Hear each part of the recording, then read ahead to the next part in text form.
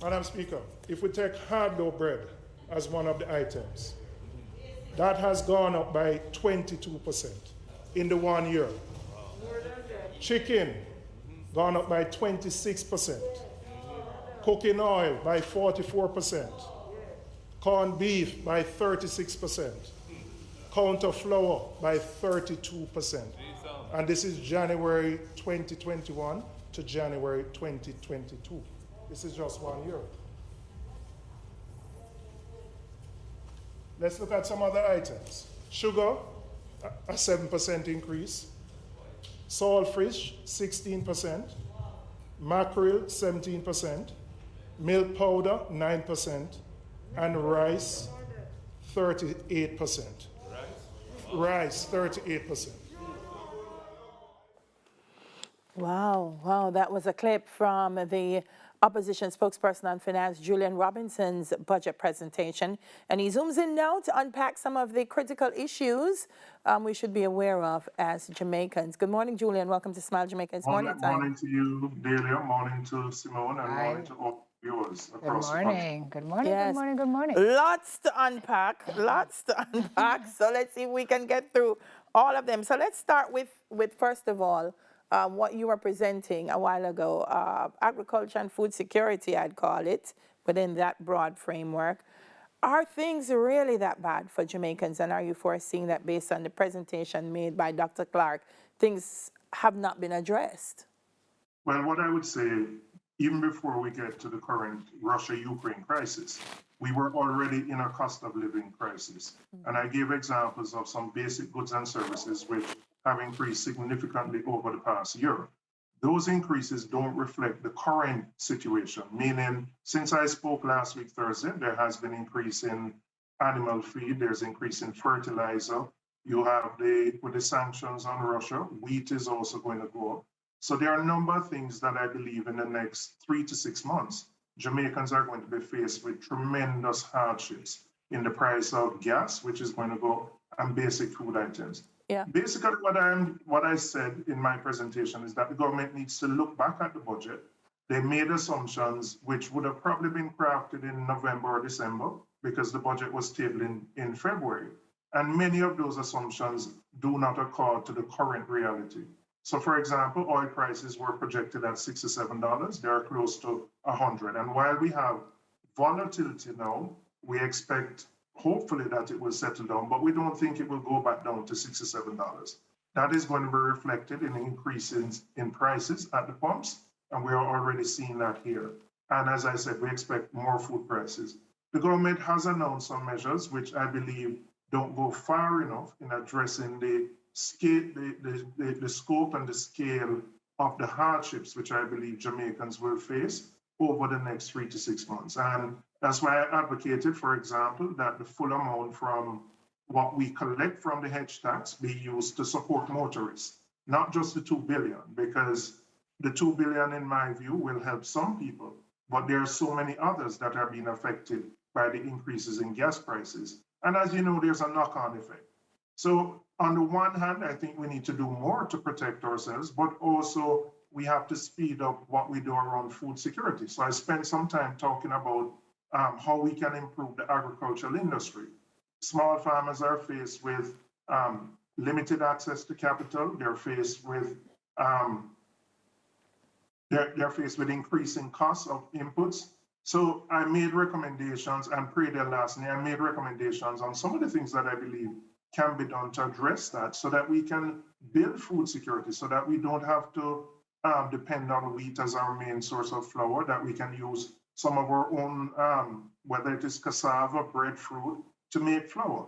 And you can use that example across the board. Julian. So I also looked at energy security, which I believe is an important part, and ensuring that we move at pace at the diversification away from the dependency on oil, and also enhancing conservation. So making it easier and cheaper for people to buy energy conservation equipment, solar panels, removing the tax on the batteries which you use to store solar energy, as an example. So I, looked at what needs to be done to help people through this period, but how long-term as a country we will put in place the necessary programs so that we can adjust to a new reality which we may be facing. Yeah. You looked at 21, 22, so prior year to now, and you say we're in a cost of living crisis that existed before we got to 22, Julian, but we've been in a bit of an anomalous situation for the last 2 years, right?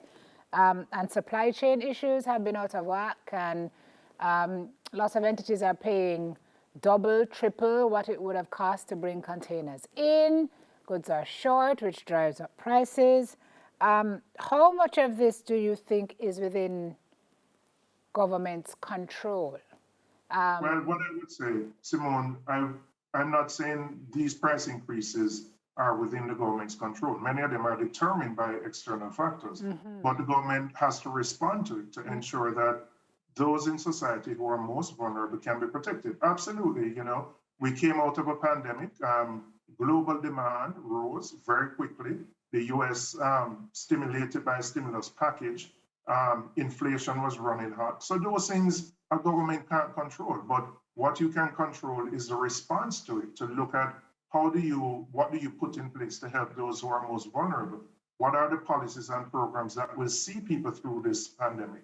Because there are still people who haven't recovered from COVID from a financial perspective. For sure. They haven't been working, and now they have to deal with these increased prices, both in terms of food and gas. So yes, the government has done something in terms of supporting with food packages and some transfers of $10,000. I think more has to be done given what I believe we are going to face in the next couple of months. So it's not to say I'm not blaming the government for where we are, to be clear. Yeah. But I'm saying, given where we are and where we're likely to go, we need to prepare for that eventuality. And that may mean making adjustments to the budget because the assumptions are different today than they would have been when the budget was crafted. For sure. One of the things you're advocating for, Julian, is support for MSMEs. You're saying give them more access. Expand on that for me.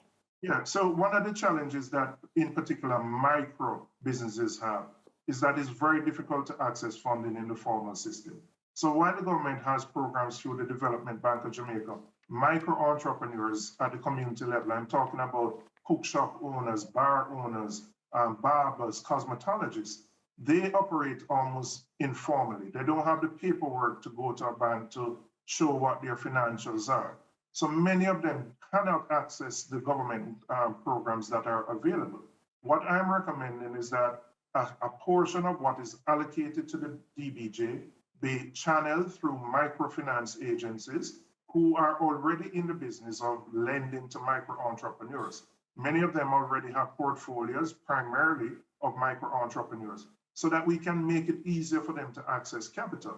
What happens now is that the micro entrepreneurs tend to borrow money from what I would call loan sharks who charge exorbitant interest rates. But because it is easy to access the money through these lenders, they end up in a debt trap where they might borrow $40,000 or $50,000, but they have to pay back twice that in a 1 month period.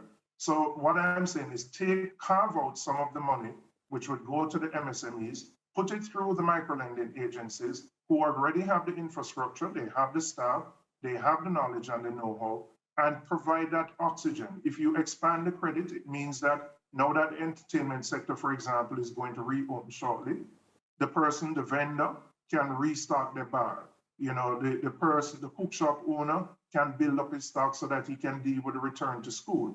Those entrepreneurs who operate on the margins informally play a critical role in our economy.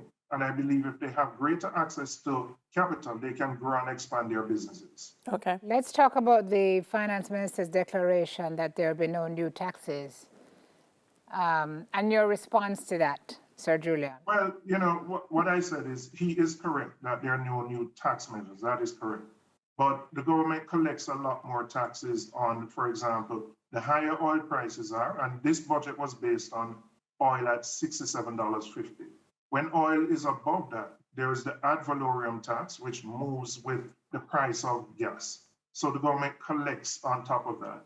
So the point I'm making is he is correct in that there are no new taxes, but Jamaicans are going to be paying more taxes because of the inflated cost of living and the higher oil prices. And really, that's the point I'm making. Okay. All right. Education, you're suggesting that they postpone the sixth form program and instead focus on addressing the learning loss. Yeah, and I'll tell you why. I don't think we really have a full grasp of how bad the learning loss has been. There are students who, although they may have been quote unquote online, they really didn't learn anything. And many of them have missed a total of 2 years of school. Based on my own research, talking to principals, we haven't done proper diagnostic tests on all the students to determine even the extent to which they need remedial support. And to me, if we don't tackle this crisis right now, we're going to be in a position 2-3 years down the road where you have a generation of students going through our system who will leave in an even worse position than we were pre-COVID, meaning they're not going to have the skills to operate in an economy. So my perspective is, in an environment of limited resources, both financial and human, focus the resources on trying to deal with the learning loss. Get those students back into a remedial situation where they can build back. So in a year or so, they would have caught up. There's also going to be a significant amount of time and effort needed to re-socialize students. I'm seeing reports from principals just about students not being able to operate in a classroom because they haven't sat down for 2 years, quite frankly, how the interpersonal relationships, etc. So from my perspective, I think that is a greater priority than trying to implement the sixth form program at this point in time. Yeah. And I think it's important to remember, even before we got to COVID, our education system was in crisis.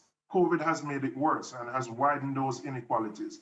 And important education is really the tool for most Jamaicans to uplift themselves. So if we don't get this right, we're going to be turning out students who will not be able to function in the society and as we evolve into a technologically driven workforce. Okay. So if I were to ask you, Julian, for the top 3 low-hanging fruit, because a lot of the issues you've addressed are things that will take time, low-hanging fruit to ease the financial burden on Jamaicans right now that the government should implement or pursue, what would they be?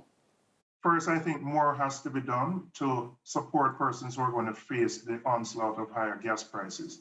The government has announced a $2 billion package, which the minister said he will give the details. I think he has to expand that and use the full amount that is collected from the hedge tax in that regard. Secondly, I believe as we move to promoting energy security, we need to provide breaks for people who want to, for example, put in energy conservation and other types of equipment so that you can save on your bill. I believe we can support micro entrepreneurs by giving them easier access to credit, which would include small farmers as well, by using our microfinance agencies. Those things, I believe, in the short term will provide some ease, but it is going to be a difficult ride. And I would say Jamaicans need to brace for it, have to make conscious decisions about your travel. Some are unavoidable, obviously, going to work and dropping your kids at school, and shop around and try to find the most economical items, because we're going to see increases across the board in the prices of goods and services. Yeah, I mean, one of the things you also mentioned was the minimum wage, the bank fees. As I said, a lot to unpack, but I want to talk about the bank fees because we've been talking about bank fees for such a long time. I'm not sure what the hesitance is not the word I'm searching for, but what's the delay, I should say. Well, first of all, my advocacy is for Fitz-Jackson's bill, which was retabled in October 2020 to be brought back to Parliament for debate. There's obviously a divergence of views around one aspect of the bill as it relates to having a minimum service package for customers. The government believes that is akin to setting prices. Now, my view on it is that that shouldn't be a reason why the bill shouldn't be debated. There are a lot of things in the bill which I believe will protect customers, ensuring that banks are displaying a transparent manner, the fees that are going to be charged ahead of time so you know, so that you can make choices about the transactions that you do. So there's a lot in that bill that I believe will be helpful. So even if there's a divergence of views around one aspect of it, I don't believe that should delay the full debate of that bill.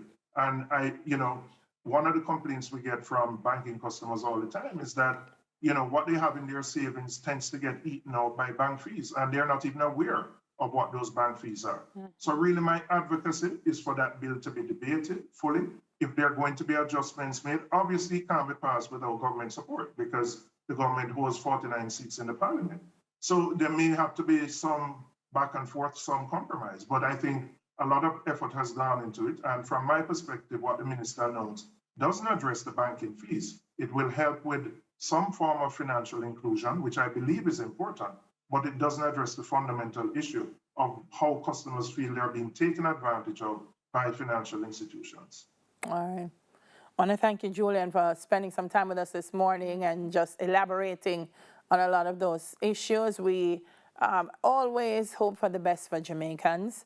And so we hope coming out of this budget debate, the Jamaican people will be able to balance their own budgets as you seek to do so yourself. Thank you for speaking with us. Thank you, and have a good morning. Same to you, Opposition Spokesperson on Finance, Julian Robinson. So we asked you folks, how would you be adjusting your personal budget to reflect the cost of living? Social media, this is what you had to say. Naturally_Jude says, can't be adjusted when the salary is stagnant. Can I get an amen? Megan Strong, well, it have to adjust because the salary is stagnant and things going up. Megan Strong, boy, enough we can't even stop a steel bread cart. Maggie M_35 says, don't even know where to start because all my expenses are necessary. Wow. It's a tough time. It is a tough time. For so many of us. I mean, everybody's feeling it. You go to the supermarket, what you picked up, your bill is no longer what it used to be. Feeling it at the cashier, the cash counter, in the supermarket, in the hardware, everywhere, and especially at the pumps. It's serious. And as we watch things going on in the Ukraine and what's happening there, you have to kind of wonder how much more it will affect what is going on. So NWC said brace for shortages because of price of fuel. JPS said brace for increases because of price of fuel. It's all interlinked, everybody. So brace seems to be the operative word. Yeah. Brace. Thank you for sharing your comments, guys. We encourage you, as Simone said, brace. Listen, we have to make the adjustments. They've made it for us.